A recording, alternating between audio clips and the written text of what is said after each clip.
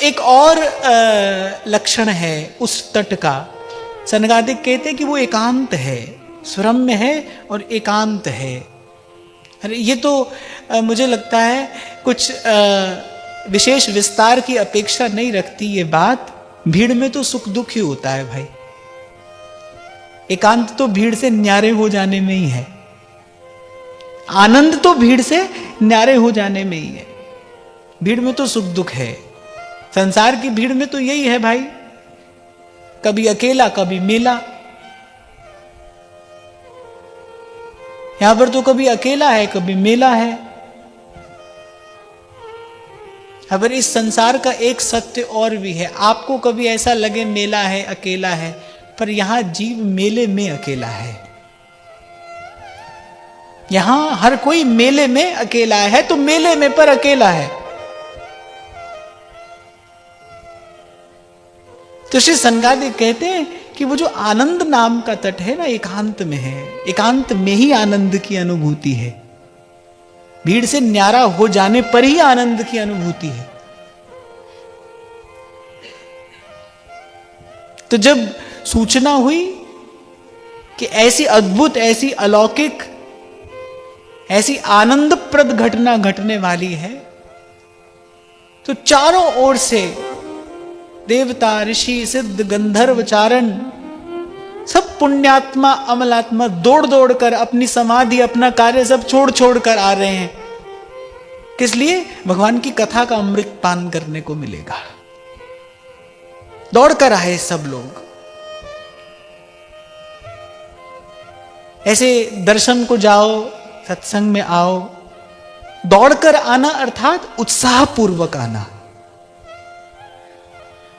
एक एक एक शब्द अपने साथ कुछ समेटे हुए चल रहा है। एक एक शब्द। दौड़कर आना माने उत्साहपूर्वक आना। हम लोग रोज संध्या को गाते हैं ना, पाग बनी पटुका बन्यो, बन्यो लाल को भेख, श्री राधा वल्लभ लाल की दौड़ आरती देख। राधा वल्लभ लाल की दौड़ आरती देख। मैंने जो कर रहे हो उसको वहीं का वहीं छोड़कर एक बार दौड़कर चले जाओ। इसलिए मैंने आपको ये नहीं कहा कि मैं आपसे ये कहूं कि 24 घंटा संसार से हो जाओ निर्लिप्त। ऐसा थोड़ी हो जाएगा, मेरे कहने से नहीं हो जाएगा। फिर मैं कह रहा हूं थोड़ी देर का अभ्यास कर लें। हम यहां आते हैं उतनी देर के लिए भाई, अब इससे पहले जो हुआ वो इसके बाद देखेंगे। सब काम धंधा, सब झगड़ा झंझट जो भी है वो बस इसके बाद देखेंगे। अब इतनी देर के लिए हम प्रभु के हैं। यहां तो चलो श्री जी की कृपा है, वरना कई जगह पर मैं देखता हूं कि श्रोता लोग बैठे बैठे बीच में ऐसे मुख दुबका के अपना मोबाइल पर बात करते रहते हैं ना, सुनते रहते हैं, यहां वहां का हिसाब किताब भी करते रहते हैं। सत्संग में आने की एक मर्यादा है। कैसे आए, कैसे आए? अच्छा, यहां मैं आपसे कह रहा हूं कि देवता, सिद्ध, गंधर्व, चारण, बड़े बड़े अमलात्मा, बड़े बड़े महात्मा, वो सब अपने बड़प्पन का अभिमान छोड़कर बस दौड़कर आ गए। जिसको जहां जगह मिली आकर बैठ गए। क्यों भाई? भगवान की कथा का अमृत बहेगा और हमको कथा का अमृत पान करने को मिलेगा। एक और बात मिल गई, उत्साह पूर्वक आइए और विनम्रता पूर्वक आइए। जब सत्संग में आइए तो उत्साह पूर्वक भी आइए और विनम्रता पूर्वक भी आइए। जिसको जहां स्थान मिला वो आकर बैठ गया, विनम्रता पूर्वक।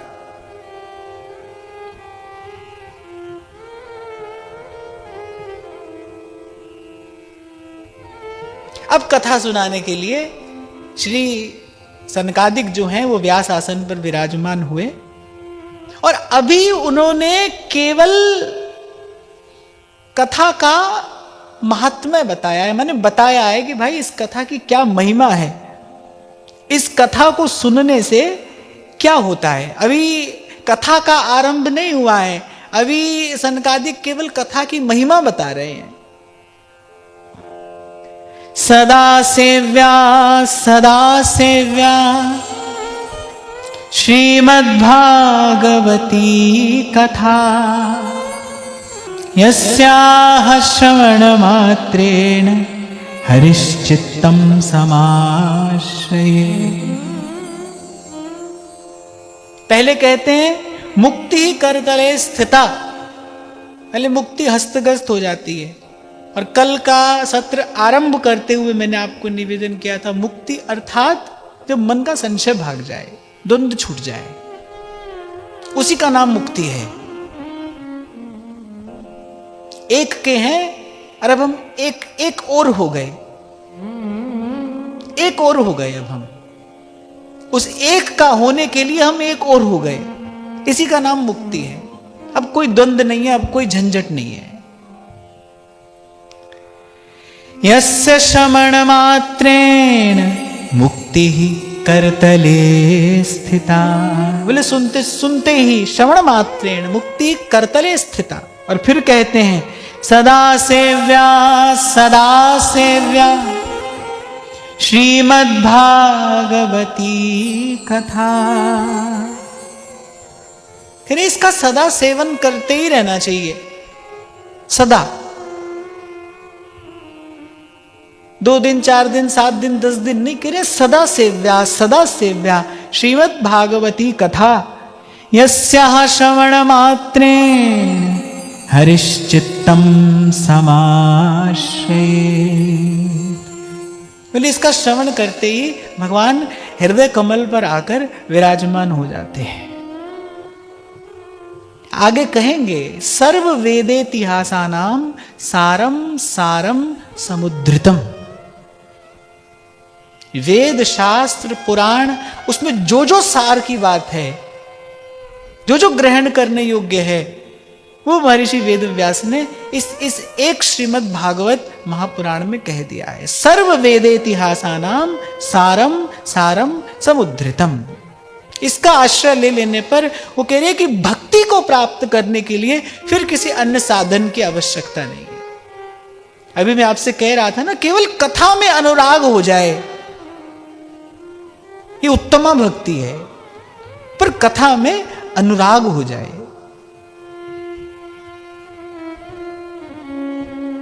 जैसा आपको भी मैंने कहा ना कि अनेक ऐसे महापुरुषों का वर्णन मिलता है। स्वयं श्री सनकादिक वो सतत भगवत कथा अमृत का ही पान करते हैं, यही उनका साधन है, यही साधन भी है और यही उनकी सिद्धि भी है कि वो बिना किसी बाधा के अब निरंतर भगवान की कथा रूपी अमृत का ही पान करते हैं। पर एक बात सदा स्मरण रखना, कथा कहानी नहीं, कथा अमृत है। इसीलिए श्रीमद् भागवत में अनेक स्थानों पर कथा सुनने के लिए नहीं, पीने के लिए कहा गया है। पीजिए इसको, कर्णपुटों से इसका पान करिए। पिबन्ति ये भगवत आत्मनः सताम कथामृतम श्रवण पुटेषु समृतम। इसको बस पीजिए।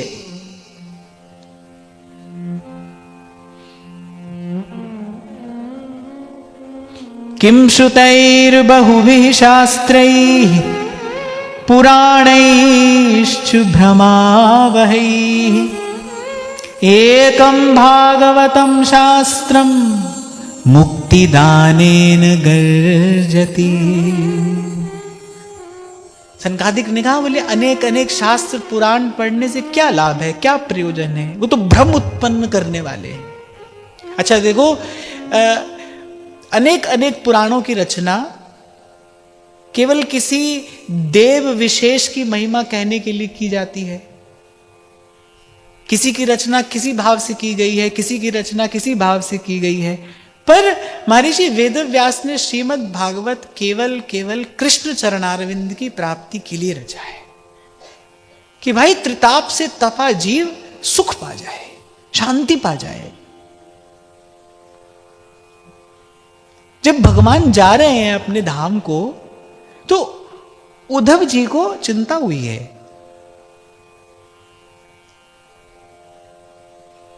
अच्छा, संत संसार की चिंता न करे तो फिर जल मरता संसार। अगर साधु संसार की चिंता ना करे, कष्ट सहकर अगर वो संसार के हित का विचार न करे फिर संसार जल मरे। मैं उस दिन भी आपसे कह रहा था ना, कुछ बातें तो ऐसी हैं भाई जिनको प्रभु ने जीवन में प्रत्यक्ष अनुभव करा दिया। और उसमें एक बात ये भी है, आग लगी संसार में झर झर परे अंगार, संत न होते जगत में जल मरता संसार। भगवान तो जा रहे थे अपने धाम को। उद्धव जी ने पूछा, बोले प्रभु आप जा रहे हैं तो बड़ा अनिष्टकारी समय आएगा, धर्म का ह्रास हो जाएगा, प्राणी मात्र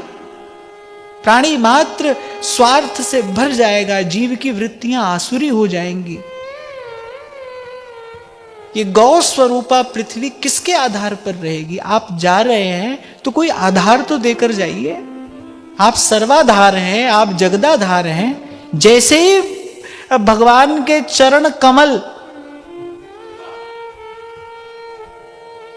प्रयाण किए अपने धाम को, बस तैसे ही तो कलयुग आ गया। जैसे ही भगवान हटे तो उद्धव जी ने कहा, प्रभु आप चले जाएंगे तो चारों ओर यहां तो हाहाकार मच जाएगा, तप जाएगा जीव त्रिताप से। आप दयालु हैं, कृपालु हैं, कृपा करिए, कोई आधार तो देकर जाइए। कहते भगवान ने विचार किया, क्या करूं? और फिर विचार करने के बाद भगवान ने अपनी समस्त शक्ति जो है वो श्रीमद् भागवत में रखी और स्वयं इसमें प्रवेश किया, इस भागवत समुद्र में प्रवेश किया। निकुंज की उपासना में प्रवेश करने से पहले ही सुखदेव श्री सेवक जी महाराज आज्ञा करते हैं ना, प्रथम जो शुक मुख वचन सुनावहु तब श्री हरिवंश सुनाम कहावहु। और मैं उस दिन भी आपसे अपना एक छोटा सा अनुभव निवेदन कर रहा था कि अपने ही जीवन में, साधक जीवन में श्रीमद् भागवत के आश्रय का, श्रीमद् भागवत के चिंतन का मैंने बहुत बड़ा लाभ, महत लाभ अपने जीवन में देखा। ये भक्ति का रसायन है, अंतःकरण को शुद्ध करने का इसके समान कोई दूसरा साधन नहीं है। और हम तो वैसे भी भाई यहां पर बैठकर विमर्श कर रहे हैं, ये तो विचार विमर्श हो रहा है ना। हम तो केवल एक एक शब्द का, एक एक भाव का आस्वादन करने के लिए यहां पर बैठे हैं। एक एक लक्ष्य, एक उद्देश्य लेकर बैठे हैं कि जो श्रीमद् भागवत का परम फल है, अनुराग, श्री हरि के चरणों का अनुराग, कृष्ण प्रेम, कृष्णानुराग, वो प्रसाद, वो कणिका हमको प्राप्त हो। और बहुत गरजते हुए कहा श्रीमद् भागवत में, आजन्म मात्रमपि येन शठेन किंचित चित्तम विधाय शुकशास्त्र कथान पीता चांडालवच्च खरवद्वत्तेन नीतम मिथ्या स्वजन्म जननी जनि दुख भाजा। बोले जिसने मनुष्य का जीवन पाकर, अच्छा यहां जिस शब्द का प्रयोग है मैं वही कहता हूं, कह रहे जिस दुष्ट ने इस मनुष्य का जन्म जीवन पाकर किंचित भी इस भगवत कथा का अमृत पान नहीं किया, बोले वो चांडाल जैसा अपवित्र और गधे जैसा मूढ़ है। इन्हीं दो शब्दों का प्रयोग यहां श्रीमद् भागवत में किया गया है। और कह रहे उसने जन्म लेकर अपनी जननी को व्यर्थ ही प्रसव की पीड़ा दी, बस उसके जन्म लेने का और कोई कारण नहीं है, वो केवल अपनी जननी को पीड़ा देने ही आया था।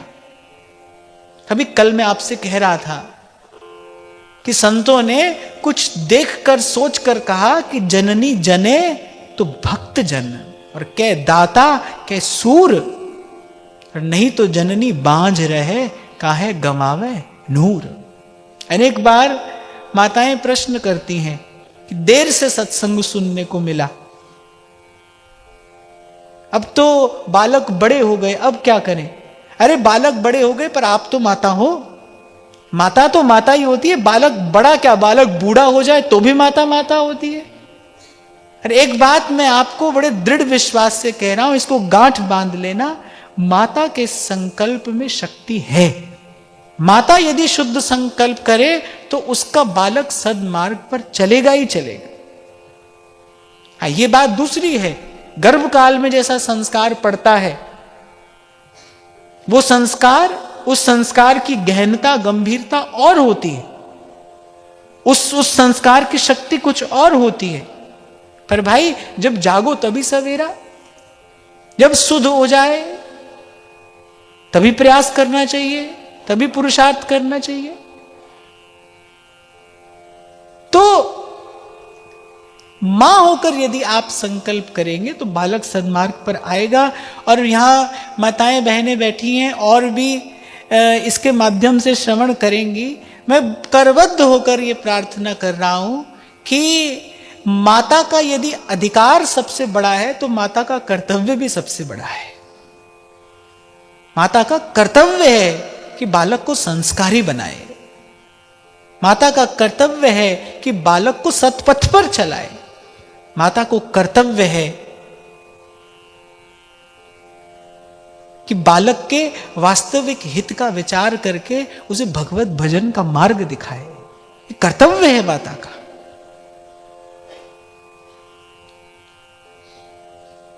तो यहां कहते हैं कि यदि ऐसा नहीं किया, मिथ्या स्वजन्म जननी जनि दुख भाजा, व्यर्थ ही अपनी माता को पीड़ा दी।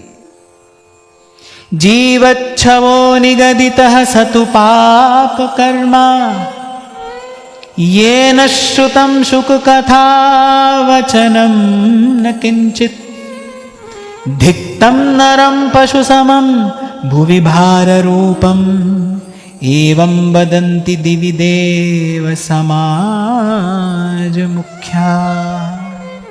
और कहते हैं ऐसे मनुष्य को देखकर वहां स्वर्ग में बैठे देवता क्या कहते हैं? ऐसा मनुष्य अर्थात जिसने कभी कथा अमृत का पान नहीं किया, जिसने कभी आत्म कल्याण का साधन नहीं किया। जब बिना कथा के मोह भागेगा कहां से? बिन सतसंग न हरि कथा, गाइए। बिन सतसंग न हरि कथा, तेहि बिन मोह न भाग, तेहि बिन मोह न भाग। मोह गए बिन राम पद, हो ही न दृढ़ अनुराग। मोह गए बिन राम पद, हो ही न दृढ़ अनुराग। बिन सतसंग न हरि कथा, संत के बिना कथा कौन सुनाएगा और कथा के बिना मोह कौन भगाएगा? आज जहां से हमने चर्चा आरंभ की, इन शब्दों में क्या है? जागृति है। कथा के शब्दों में जागृति है, ये जगाते हैं। अब ये बात दूसरी है कि कोई व्यक्ति एक आवाज में कोई उठ जाता है, कोई तो हल्के से खटके में ही जग जाता है। और जो अधिक प्रमादी होता है, माने जिसको बहुत आलस्य ने घेरा हो, उसको जगाने के लिए थोड़ा परिश्रम करना पड़ता है। अनेक बार कहो तब जगता है। जिसके जीवन में प्रमाद अधिक होगा उसको थोड़ा समय लगेगा, पर कथा जगा देगी। जागने की यही विधा है, यही उपाय है। दुर्लभैव कथा लोके श्रीमद्भागवतोद्भवा,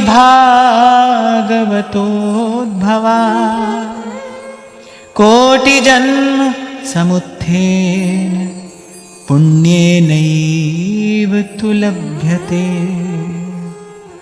पर कहते दुर्लभ है ये संत समागम और हरि कथा, तुलसी दुर्लभ दोय।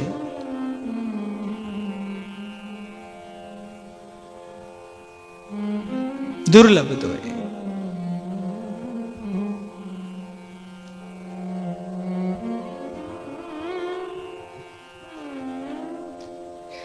तो श्री उद्धव जी के कहने पर भगवान ने अपनी सारी शक्ति श्रीमद् भागवत में रखी और स्वयं इस भागवत समुद्र में प्रवेश किया। एक बड़ी अद्भुत घटना घटी। जब श्री सनकादिक केवल महिमा ही बता रहे थे इस कथा की, केवल उस महिमा का ही श्रवण करके एक परम सुंदरी, कौन? स्वयं भक्ति, ज्ञान और वैराग्य के साथ, लेकिन अब ज्ञान और वैराग्य हष्ट पुष्ट हो गए हैं, अब वो प्रसन्न हैं, अब वो सचेत हैं। उन हष्ट पुष्ट अपने पुत्रों के साथ भक्ति महारानी उस सभा में प्रकट हुई। और क्या कहते हुए प्रकट हुई? श्री कृष्ण गोविंद हरे मुरारे, हे नाथ नारायण वासुदेव। श्री कृष्ण गोविंद हरे मुरारे, श्री कृष्ण गोविंद हरे मुरारे, हे नाथ नारायण वासुदेव, हे नाथ नारायण वासुदेवा। अर्थात जब कोई इस प्रकार का संकल्प भी अपने मन में करता है ना कि अब मैं श्री कृष्ण के प्रेम को प्राप्त करने के लिए कथा का श्रवण करूंगा, भक्ति उसी क्षण आकर प्रकट हो जाती है, प्रसन्न हो जाती है। अर्थात ये जो भाव है, जो संकल्प है, ये भक्ति को प्रसन्न करने वाला है, ज्ञान और वैराग्य की अभिवृद्धि कराने वाला है।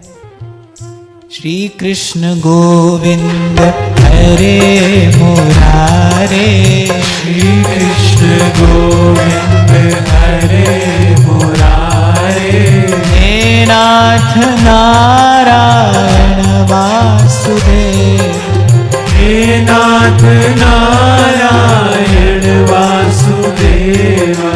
श्री कृष्ण गोविंद हरे मुरारे, श्री कृष्ण गोविंद हरे मुरारे, हे नाथ नारायण वासुदेवा, हे नाथ नारायण वासुदेवा, हे नाथ नारायण वासुदेवा, हे नाथ नारायण वासुदेवा।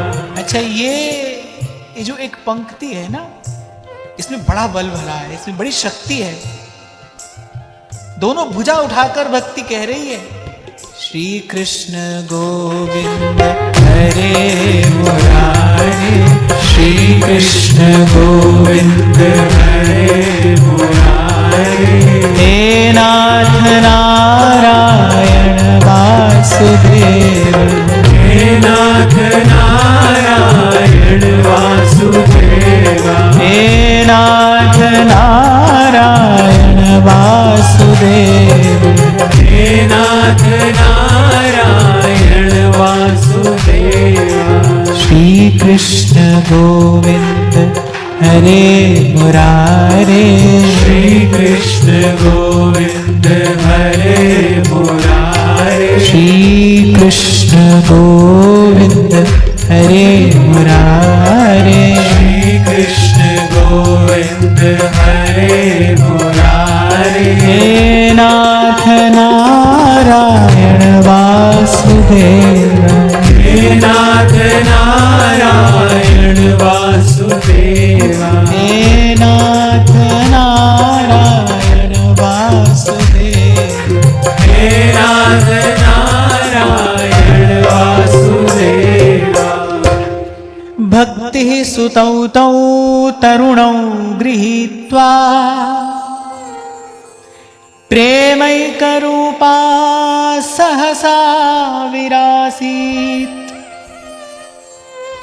श्री कृष्ण गोविंद हरे मुरारे, नाथेति नामानि मुहुर्वदन्ति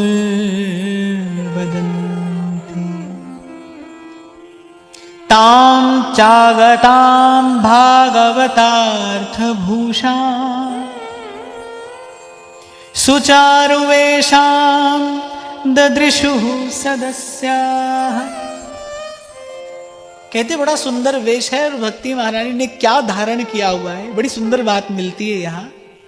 कहते कथा के अर्थों के ही आभूषण भक्ति महारानी ने धारण किए हैं।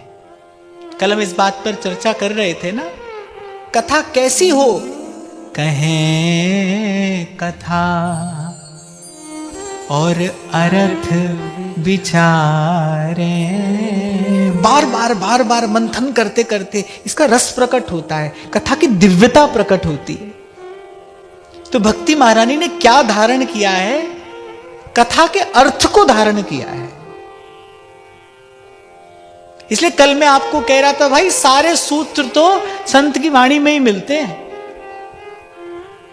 जब पहली बार ये पद पढ़ा था तो रुक गया इस पंक्ति पर, कहें कथा और अर्थ विचारें। मैंने ये कोई रटी रटाई कहानी नहीं है, कथा है। कम सुखम स्थापयति इति कथा, कि हृदय में विमल सुख की स्थापना करने वाली है, स्थायी सुख की स्थापना करने वाली है।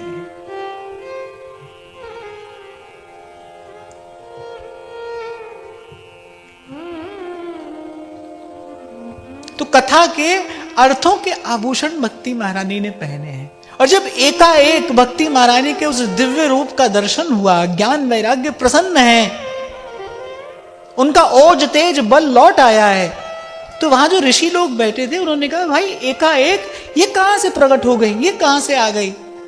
तो सनकादिक उत्तर देते हैं, बोले कथा के अर्थों से भक्ति प्रकट होती है। कथा का विचार करते करते भक्ति प्रकट होती है, फिर विचार करते करते भक्ति पुष्ट होती है, और कथा का ही विचार करते करते भक्ति सिद्ध होती है, प्रकट भी होती है, पुष्ट भी होती है और सिद्ध भी होती है। ऊचुः कुमारा वचनम तदानी कथार्थतो निष्पतिताधुनेयम् एवं गिरहसा ससुता निशम्य सनत्कुमारं निजगादनम्रा। फिर व्यास आसन पर सनकादिक का दर्शन करके भक्ति उन्हें प्रणाम करके कहती है कि मैं तो कलयुग में नष्ट प्राय हो ही गई थी। भवद्भिरद्यैव कृतास्मि पृष्टा कलि प्रणष्टापि कथा रसेन। लेकिन कथा का रस पिलाकर आपने मुझे फिर से जीवन दान दे दिया है। अच्छा, कलयुग का प्रभाव कैसा था? भक्ति कह रही है मैं तो नष्ट प्राय हो गई थी, निस्तेज होकर गिर पड़े ज्ञान और वैराग्य। यही कलि कर्म न धर्म विवेकु। और कल भी मैंने आपको कहा था, नारद जी गरजते हुए कहते हैं बहुत हो गए व्रत, बहुत हो गया योग, बहुत हो गई ज्ञान की कथा। भाई अब ये उसका समय नहीं है, अब वो साधन फलीभूत नहीं होगा। अब जल में खड़े होकर समाधि लगाने वाले को सिद्धि नहीं मिलेगी। अब पंचधूनी तापने वाला सिद्ध नहीं होगा। अब वो सब साधन निष्फल प्राय हो जाएंगे, वो फल शून्य हो गए हैं। अब तो केवल एक साधन है, गोपाल कहिए, गोपाल कहिए, गोपाल कहिए और सब सुख लहिए। अमृत है हरि नाम हमारा,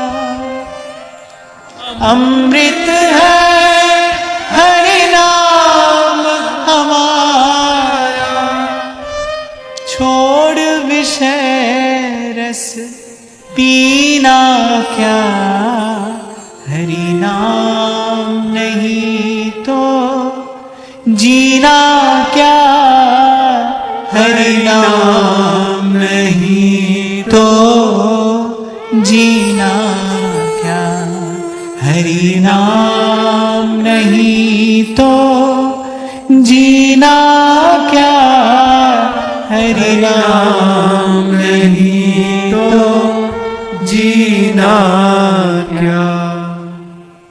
तो भक्ति देवी ने कहा, आपने कथा रस का सिंचन करके ये अमृत पिलाकर मुझे फिर से पुष्ट किया है, पर ये बताइए कि अब मैं रहूं कहां, अर्थात इस घोर कलिकाल में मेरे रहने का स्थान क्या है, कहां रहूं मैं। तो सनकादिक उत्तर देते हैं कि भाई भगवान के भक्तों के हृदय में निवास करो। जाहि न चाही कबहू कछु, तुम संग सहज सने। इसीलिए व्यास जी कहते हैं नित्य उत्तर मिलेगा हमको यहां। क्यों व्यास जी ने कहा सांचा मंदिर हरि के संत। अब कोई व्यास जी की वाणी पढ़े तो व्यास जी कह रहे हैं सांचा मंदिर हरि के संत, तो बाहर वाले झूठे हैं क्या? क्या तात्पर्य है ये कहने का? व्यास जी कह रहे हैं भगवान की भक्ति तो भगवत भक्त के हृदय में ही निवास करती है, वही सच्चा मंदिर है। साचा मंदिर हरि के संत। सात्वं च तिष्ठस्व सुधैर्य संशया, निरंतरम वैष्णव मानसानि। अरे इसी का आदेश, इसी का उपदेश श्री सेवक जी महाराज दशम प्रकरण में बार बार कहकर करते हैं। श्री राधा वल्लभ भजत भजी, भली भली सब हो, जिते विनायक शुभ अशुभ, विघ्न करे नहीं को। श्री राधा वल्लभ लाल भज, श्री राधा वल्लभ भजत भज, भली भली सब हो। अच्छा, भक्त के हृदय को ही रहने का स्थान क्यों बताया, उसका कारण भी बता रहे हैं। ततोपि दोषाः कलिजा इमे त्वां, द्रष्टुं न शक्ताः प्रभवोऽपि लोके। एवं तदाज्ञावसरेऽपि भक्तिस्तदा निषण्णा हरिदास चित्ते। कलयुग के दोष भले सारे संसार पर अपना प्रभाव डाल लें, भले वो सारे संसार को दूषित कर दें, लेकिन वो भगवान के भक्त के हृदय को कभी दूषित नहीं कर पाएगा। तभी मेरे महाप्रभु जी कहते हैं, जो पे कृष्ण चरण मन अर्पित। तो फिर किसी का भय नहीं है। ताते भैया मेरी सौ कृष्ण गुण संचू। किस भाव में भरकर श्री महाप्रभु जी ने ये बात कही होगी। ताते भैया, और फिर कह रहे मेरी सौ। आप अपनी सौगंध किसी राह चलते आदमी को दे सकते हैं? कोई बहुत आत्मीय होता है, कोई बहुत अपना होता है, तब आप कहते हैं भाई तुमको हमारी सौगंध है, ये काम करना होगा। जिससे बड़ा अपनापन होता है, जिस पर अधिकार होता है, उसको ऐसी बात कही जाती है। और महाप्रभु आपको पहले अपना कर रहे हैं, अपना करके कह रहे हैं, ताते भैया मेरी सौ कृष्ण गुण संचू। गोविंद गुणा गोपाल गुणा, गाए ले मन गोविंद गुणा। गोविंद गुणा गोपाल गुणा, गाए ले मन गोविंद गुणा। गाए ले मन गोविंद गुणा। इसीलिए तो संत के पास जाकर शांति मिलती है, इसीलिए तो संत के पास जाकर शीतलता का अनुभव होता है, क्योंकि वहां पर कलयुग का ताप नहीं है ना। वहां कलयुग जन्य दुर्गुण नहीं है, दोष नहीं है। मानस में गोस्वामी जी कहते हैं ना, जहां श्री कागभुसुंडी जी भगवान की कथा कहते हैं, कहते उसके आसपास कई कोस तक की भूमि में माया का प्रवेश नहीं है। गरुड़ जी को उनके आश्रम पर पहुंचते ही शांति मिल गई। ऐसे लगा कि जैसे मन को विश्राम मिल गया, थका हुआ मन था। सूरज की गर्मी से तपते हुए तन को जो मिल जाए तरुवर की छाया, ऐसी अनुभूति हुई। इसीलिए संतों ने कहा है, संतों की महिमा का गान करते हुए, सच्चे संत की शरण में बैठ मिले विश्राम। पलटू साहब तो कहते हैं, प्रेम बिना राम नहीं और राम बिना संत नहीं। हम उस दिन चर्चा कर रहे थे ना भाई, संत भगवान से मिलाता है कि भगवान संत से मिलाते हैं। संतों का अनुभव तो कुछ और ही बताता है। हमको ऐसा ही लगता है कि संत भगवान से मिलाता है, पर संतों का अनुभव कुछ और कहता है। वो कह रहे हैं, प्रेम बिना राम नहीं और राम बिना संत नहीं। तो पलटू सत्संग वरदान मांगे। हे प्रभु, सत्संग वरदान मांगता हूं मैं आपसे।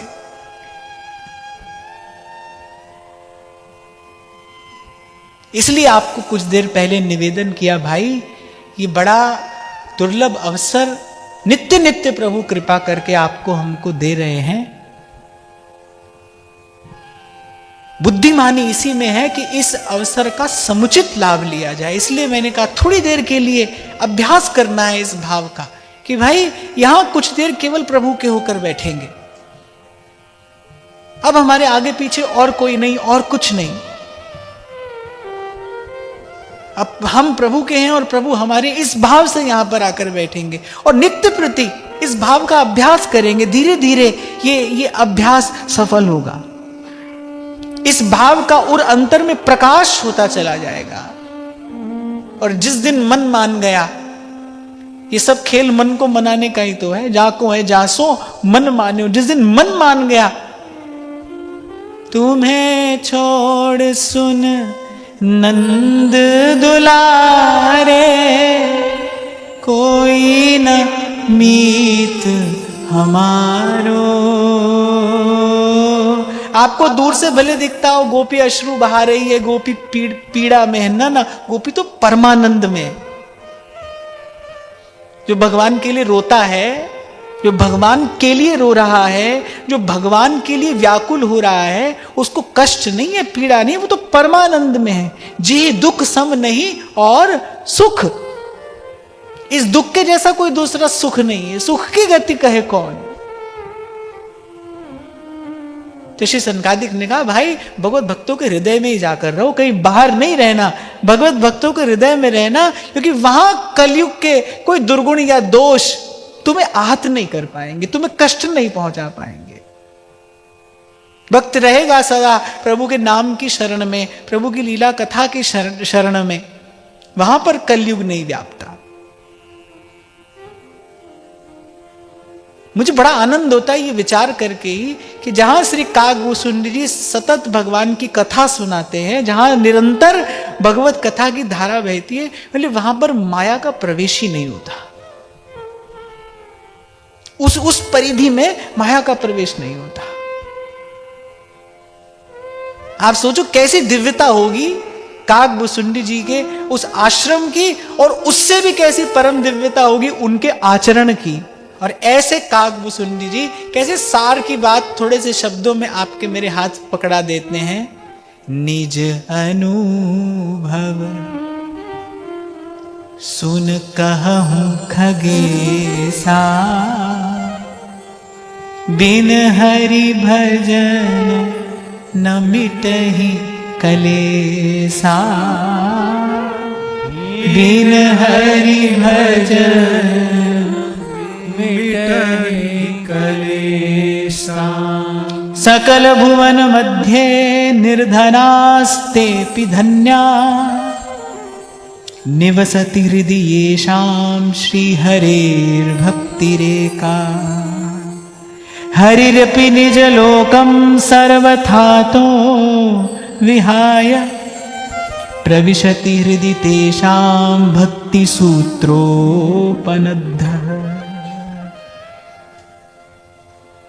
इसका सीधा सा अर्थ ये है, कबीरा सब जग निर्धना, धनवंता नहीं को, धनवंता सोई जानिए, जाके नाम रतन धन हो। और श्री सनकादिक की आज्ञा पाकर जैसे ही भक्ति महारानी ने भगवत भक्तों के हृदय में प्रवेश किया, क्या घटना घटी। वाग गदगदा द्रवते यस्य चित्तम, रुदत्य भीक्ष्णम हसति क्वचिच्च। मैं कई बार आपसे कहता हूं ना भाई कि बड़े बड़े प्रतिभाशाली लोग हैं संसार में, वो अपनी शक्ति से, अपनी सिद्धि से, अपनी प्रतिभा से सारे संसार को चमत्कृत कर देते हैं। और मुझे लगता है कि भाई वस्तुतः प्राप्ति क्या है कि जब ये हृदय की कठोरता, इस हृदय की जड़ता दूर हो जाए, हृदय कुछ कोमल हो, नेत्र में प्रेम का वो अश्रु आए। आनंद का क्षण तो वही है। आनंद से परिचय तो उसी अवस्था में जाकर होता है। आनंद से परिचय तो भगवत भक्ति ही कराती है। श्री चैतन्य महाप्रभु यही तो मांग रहे हैं, कह रहे प्रभु यही दीजिए। दोनों भुजा उठाकर कली पावनावतार श्री चैतन्य देव श्री कृष्णचंद्र के चरणों में ये अनुनय करते हैं, नयनम गलदश्रुधारया वदनम गदगद रुद्धया गिरा, पुलकैर्निचितं वपुः कदा, तब नाम ग्रहणे भविष्यति। ऐसा कब होगा कि आपका नाम लेते ही, हे कृष्ण, हे श्याम सुंदर, हे मुरली मनोहर, ये कहते ही नयनम गलद अश्रुधारया, वदनम गदगद रुद्धया गिरा, पुलकैर्निचितं वपुः कदा, तब नाम ग्रहणे भविष्यति। और ऐसा एक भक्त त्रिभुवन को पवित्र करने वाला है। तो इसी विमल भक्ति की कामना करते हुए, अरे हम तो हमारे आचार्य की शरण में क्यों आए हैं, भक्ति हित जे शरण आए, द्वंद्व दोष जो सब घटे। इसी विमल भक्ति की आशा लेकर तो आचार्य के शरण में आए। आनंद का दान करने वाली यही भगवत भक्ति है, यही हरि भक्ति है, यही कृष्ण भक्ति है।